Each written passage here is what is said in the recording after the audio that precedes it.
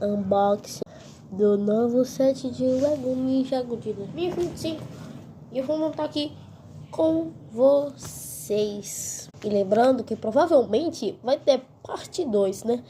Mas vai estar aqui no meu canal, vai ser o short seguinte, então não vou enrolar muito, tá? Mini figura do Kai aqui, ó, muito linda. Se eu tiver dando spoiler, aí eu não sei.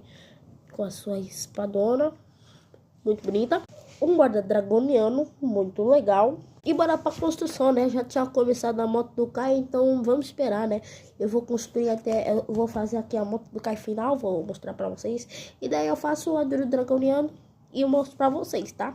Aí já aproveita, dá aquele like no vídeo, no shorts e se inscreve no canal, tá? E ativa as notificações para não perder nenhum vídeo novo aqui no meu canal. A moto do Kai tá completinha aqui, ó, muito linda.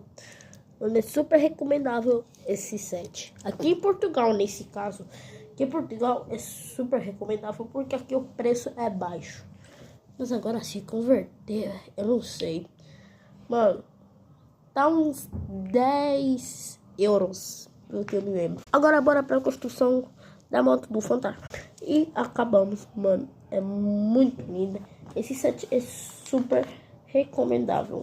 Então, comprem! E eu acho que sou uma das primeiras pessoas a gravar sobre esse set. Então, né, já dá aquele socão no like e esquece a parte 2. E deve ter mais 2 unboxings, tá, galera? Então, até os próximos shorts.